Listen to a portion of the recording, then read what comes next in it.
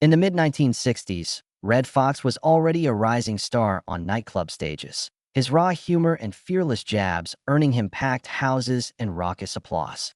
Yet offstage, behind the billboards trumpeting his name and the smack of laughter trailing his every performance, there was a secret romance that remained hidden for decades. She moved through Hollywood's backlots with the grace of a seasoned actress and the quiet confidence of a woman who knew how to protect her heart. Tonight, for the first time, we reveal how Redd Foxx secretly dated this enigmatic beauty and why he kept their love affair under lock and key. She was 28 when their paths crossed in Los Angeles, an exclusive party thrown by a major studio to celebrate the debut of Fox's television pilot. Cameras clicked at every turn as guests in mink stoles and tailored suits posed by the champagne fountains. He arrived late, greeting old friends with a sly grin, scanning the crowd for a familiar face. She stood in the corner, arms folded around a tumbler of scotch, her eyes reflecting the swirl of crystal lights overhead. Word among the directors was that she'd just finished a supporting role in a major motion picture, one that critics raved about, but the studios downplayed. She preferred it that way, success on her own terms, away from studios' publicity machines. They met by chance at the buffet table. Fox reached for a shrimp cocktail at the precise moment she did. Their fingertips brushed, and his signature laughter, noisy, unapologetic, filled her ears. She looked up, curious, meeting a pair of warm brown eyes that seemed to jump with mischief. He cracked a joke about the plate's precarious balance, and she smiled, surprising herself by doubling over in genuine amusement. That single exchange, barely 10 words, ignited something neither could have predicted. Within days, Fox called her from his favorite after-hours club. The line crackled as he asked if she'd join him for a late-night burger at a roadside diner off Sunset Boulevard. She agreed. In the neon glow, he talked about his childhood in St. Louis, about his mother's cooking, and the first time an audience roared at one of his jokes. She listened, revealing small truths of her own. A youthful dream of dancing on Broadway, the sting of near-miss auditions, the rare moments when applause felt both thrilling and hollow. They shared fries and laughter until dawn, then parted ways with a promise to meet again. Their rendezvous became a ritual. She learned the unmarked routes he took home late at night, his tinted sedan slipping through side streets to avoid gaggles of fans and press. He, in turn, discovered her secret refuge atop the Sunset Strip, a small, vine-covered cottage where no one knocked after midnight.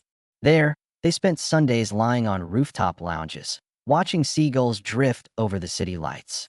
He taught her pockets of improv, how to riff on a phrase and make an audience bend with laughter.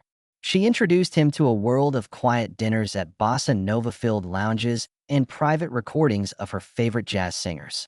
They kept their romance off the record. No studio photographer ever captured her at his side. No TMZ before its time rag printed her name next to his. It wasn't just to protect her budding career, it was Redd Foxx's insistence. He'd seen too many colleagues objectified, heart-rending tabloid divorces splashed across gossip columns, fans feeling betrayed when love stories fell apart in public view. He whispered to her once, voice low and earnest, "Promise me we'll keep this ours. Let them laugh at my jokes, but never at our love." Yet secrecy had its costs. She canceled invitations from friends when Fox needed her company for a surprise birthday party at a well-known comedian's bungalow. He skipped Hollywood's flashy premieres to appear at her independent theater workshops, guiding actors through gritty scenes she'd written. They existed in a private orbit, buoyed by shared laughter and tender moments, until the day she received her first Academy nomination and the world demanded her attention. Suddenly, photographers hounded her, microphone-toting reporters peppered her with questions. Fox vanished behind false deadlines, retreating to distant gigs until the frenzy died down. But the public's curiosity only grew. Rumors swirled about his supposed jealousy. Critics speculated he'd sabotaged her chances of major roles to keep her close. In truth, he was fighting his own demons, fearing their love might become just another punchline. By 1969, they made the painful decision to part ways. She would focus on the spotlight she'd earned, while he carved his own path on television. They shared one final night together, dancing slowly in a deserted studio backlit while old blues records crooned in the dark. He held her close and whispered, "You saved me. You know that?" She pressed her cheek to his shoulder and replied, "So did you." Then they let go, sliding back into the public spheres they'd once shielded them from. In the years that followed, Fox's career soared on Sanford and Son. She became a household name in her own right. They never spoke publicly of their affair, though his friends noticed a certain wistfulness in his later interviews. She maintained her graceful privacy, dating others, but never marrying. And though decades passed, each carried a faint echo of what they shared. Proof that, in a world of limelight and gossip, real love sometimes demands the deepest secrecy. They built their romance on whispered promises and coded rendezvous. Never a public embrace, always a furtive glance. Fox dubbed her "my midnight star," and she answered only when he called from a payphone in a shadowed alley off Melrose. He'd shout, "Red's got a surprise for ya," and she'd slip into the black Chevy Impala he kept hidden behind a derelict garage. They'd cruise to the Hollywood Hills, park below whispering pines, and share whiskey sours as the city lights flickered like distant applause. She learned to navigate the secret world he inhabited, one part nightclub grit, one part old-school showbiz hustle, and entirely his. Their bond grew deeper on weekend escapes to a rustic A-frame cabin he'd rented by Big Bear Lake. Without telephones or press helicopters overhead, they could be just Catherine and Redd, he said, two weary souls forging joy in isolation. He cooked for her, fried chicken from a roadside stand, collard greens he seasoned with good-natured cursing, and cornbread that cracked under the knife. She laughed at his cooking theatrics, flipping a skillet with reckless flair, and in return taught him the finer points of French cinema, screening Truffaut and Demi on an old projector. He sat under her soft lamplight, hypnotized by her whispered critiques of Nouvelle Vague dialogue. In those hush-hush nights, neither worried about race, fame, or fragile egos. It was simply two hearts sharing heat against the mountain chill. But the outside world threatened to intrude. Studio executives began trailing Fox's tour bus, hoping to catch him with a mystery woman and spin scandal. She found a cigarette burned into the leather seat of his dressing room chair one afternoon, a silent warning to keep the flames of romance sheltered. When photographers staked out the diner where they'd shared their first burger, Fox turned on the heat. He booked a private booth, barricaded the windows, and staged a small gaggle of rented clubgoers to pose as pickup lines. By the time the lensmen realized the stunt, he and she had slipped out a back door, leaving only footprints in the alley. She understood his paranoia. Fox had seen too many colleagues crushed by gossip. He'd been married and divorced twice before, and every broken vow had made headline fodder. He refused to let tabloids define her worth or his integrity.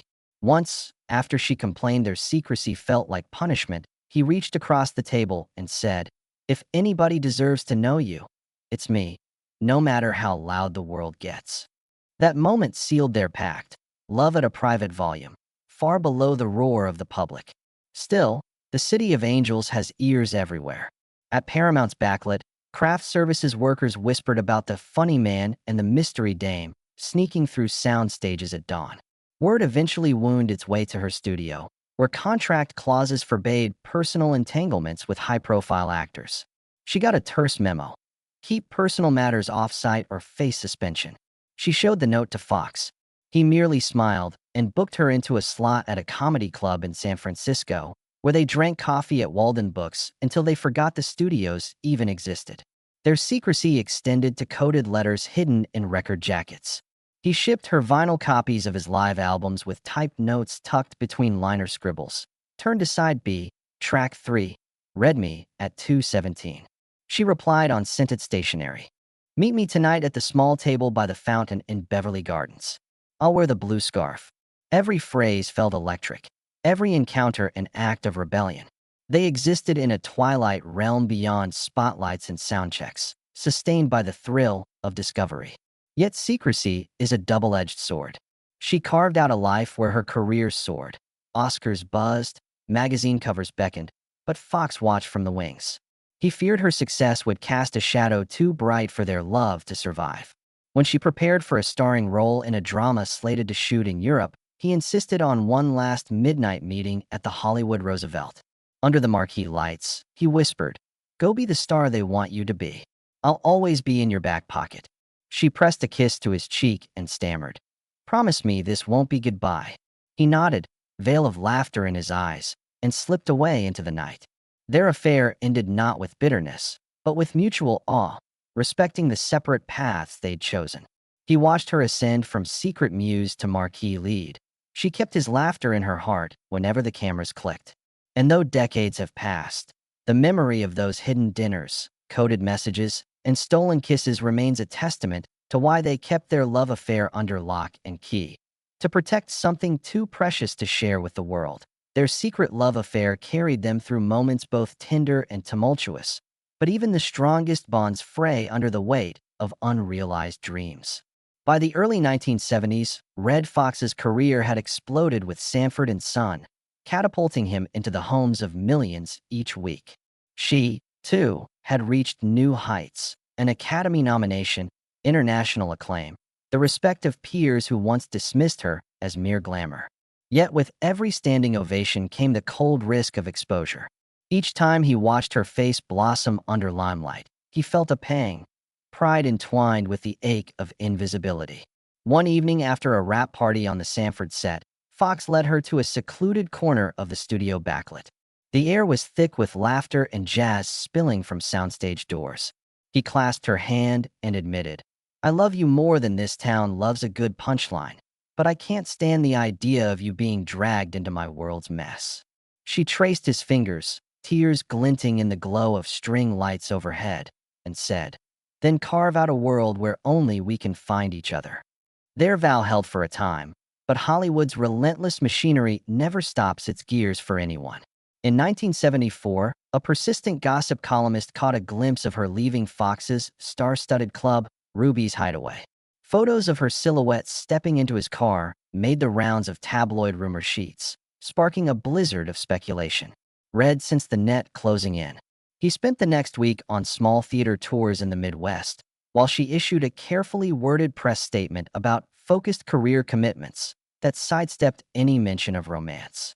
He received her statement backstage before a show, watched her name flash on the marquee, and understood the cost of keeping love silent. Their coded world began cracking with family concerns, too. She confided in her older brother, himself a rising producer, that she'd never been happier, yet dreaded the moment cameras zoomed in on her private life. Her brother, protective and pragmatic, argued, "You're paying your dues to survive in this business. Don't risk it all on a secret that might end both your careers." Meanwhile, Fox faced his own reckoning. He worried his ex-wives would leak their story to cash in on the scoop. A trusted confidant recalled Fox's anguished confession, "If I can't keep what I love safe, what's the point of any of this?" That question echoed in their silent nights beside Big Bear Lake's dark waters. As their affection deepened, she wrote him letters on monogrammed stationery, poems of longing sealed with perfume. He replied with scraps of napkin paper, scrawled jokes and doodles. "Wish I could hug you without 6 spotlights glaring down." Those letters became sacred, hidden beneath loose floorboards in his Bel Air bungalow, beneath her vanity mirror in the Sunset Strip cottage. Each note was a testament to a love too fierce for open display, yet both feared that preserving privacy would become a prison of regret. Finally, the unrelenting glare of public demand forced a reckoning. In 1976, she was offered a starring role in a major European film. Filming would last 6 months, press junkets included. Fox could not risk the gamble of their affair surviving that long in hiding. One midnight, she found him waiting at her door, suitcase in hand and tears brimming in both their eyes. He whispered, "Go break those barriers. I'll cheer for you from the wings," silent but unwavering.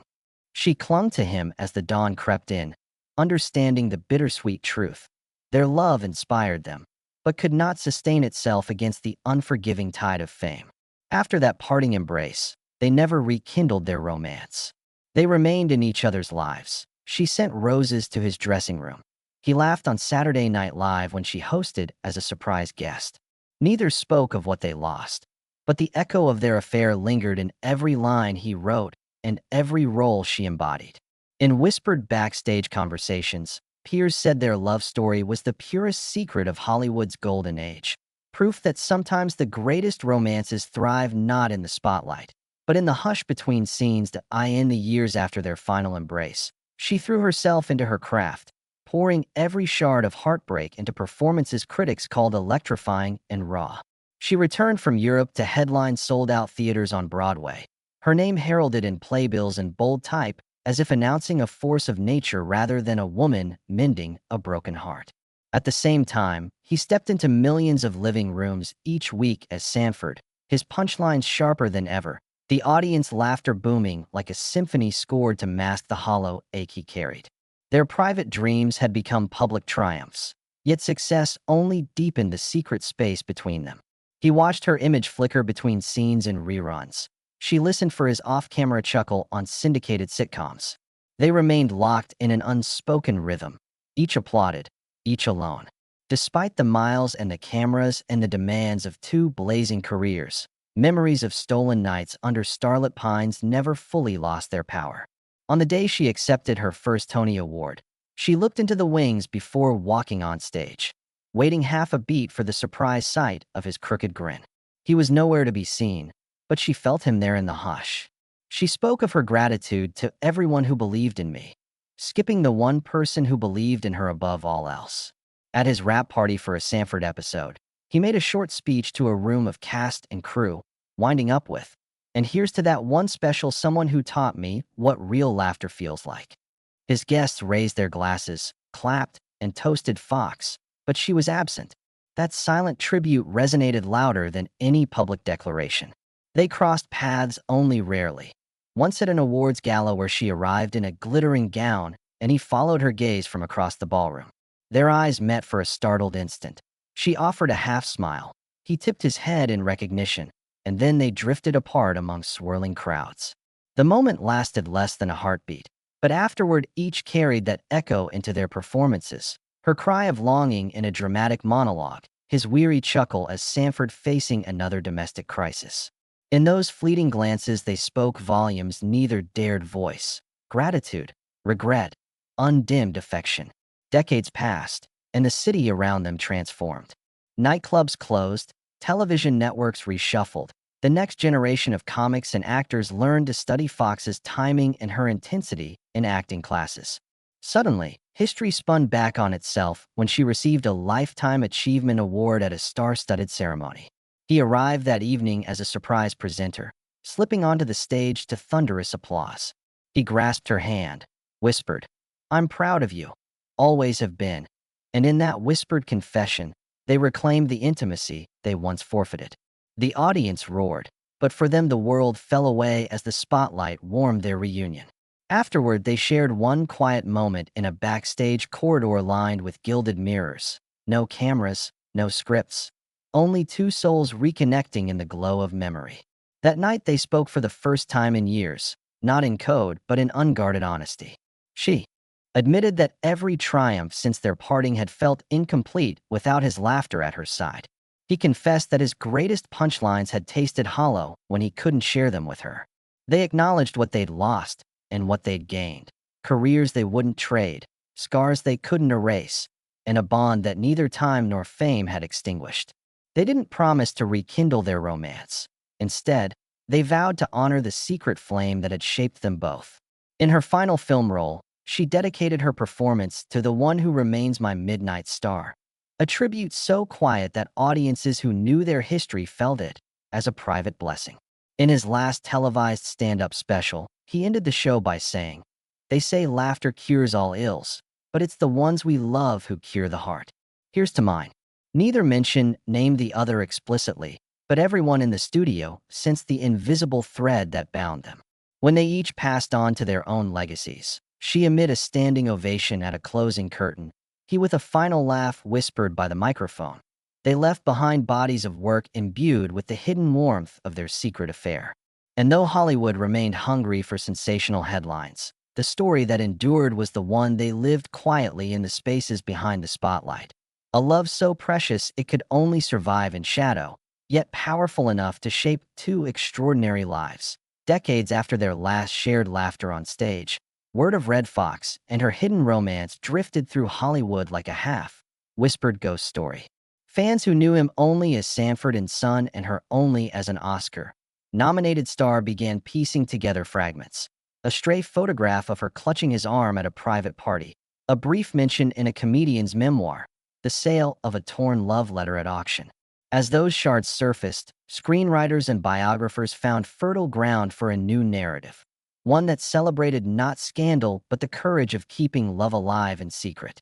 In 1990, the first unauthorized biography of Fox included a single chapter on the Midnight Star, drawing from interviews with former chauffeurs and nightclub staff who recalled seeing a mysterious brunette slip into his car. That chapter sparked furious denials from his family, yet fueled a magazine cover story titled Redd Foxx's Greatest Punchline, Love.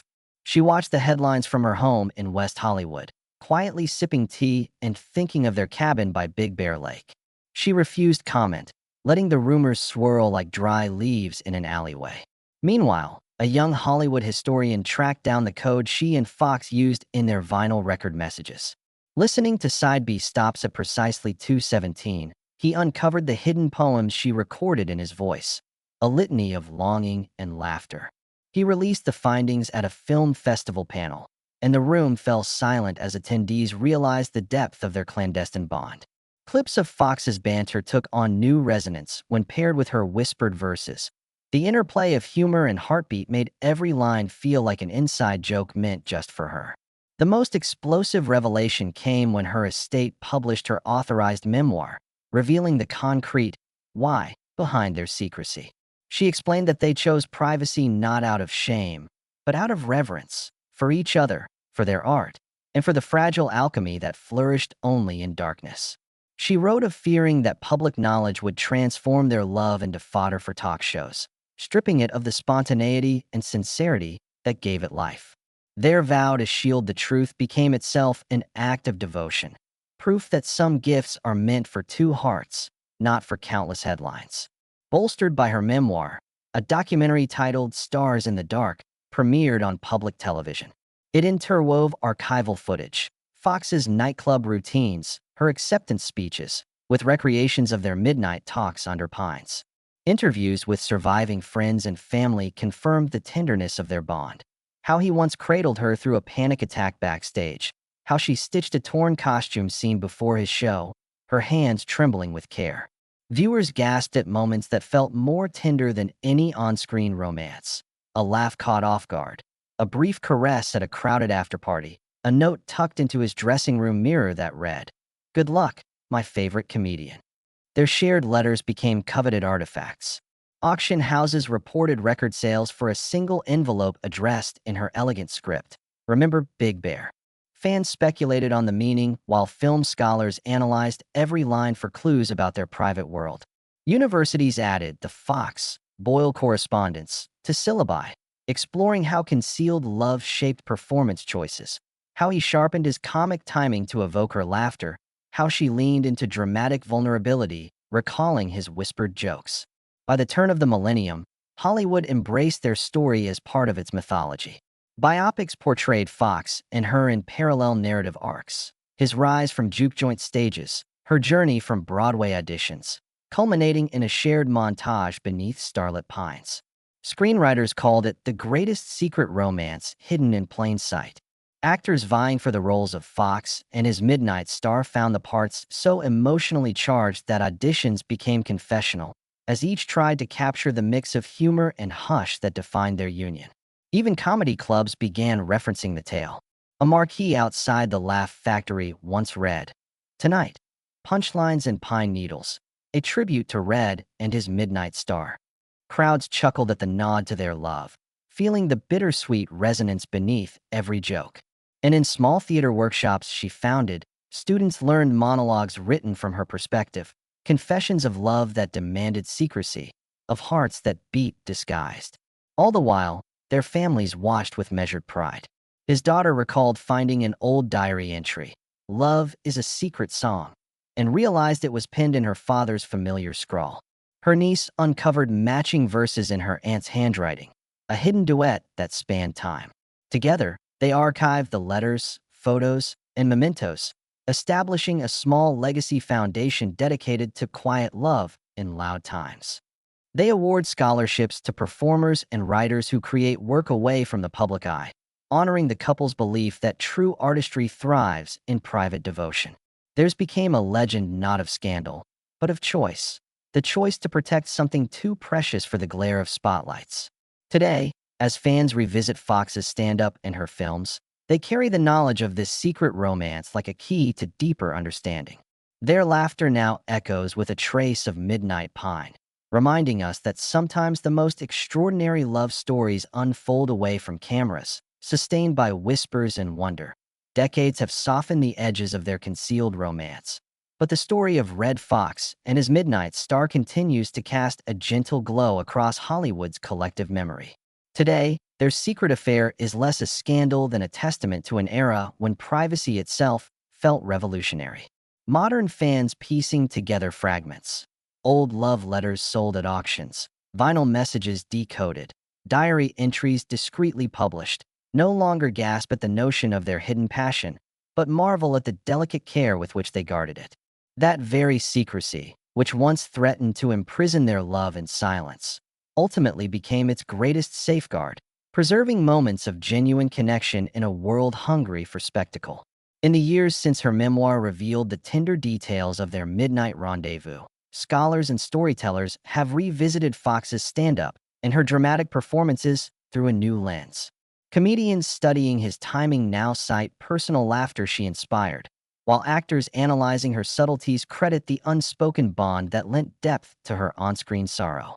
Film retrospectives screen clips side by side, his crackling punchlines followed by her searching glances. Viewers sense the underlying dialogue between two artists who spoke in code, one through laughter, the other through fleeting expressions of longing. Their legacy foundation, quiet love in loud times, continues to bear fruit. Each year, it awards grants to emerging performers who craft intimate theater pieces away from commercial glare. Recipients describe how hearing the story of a comedian and an actress shielding their romance gave them courage to pursue personal narratives without pandering to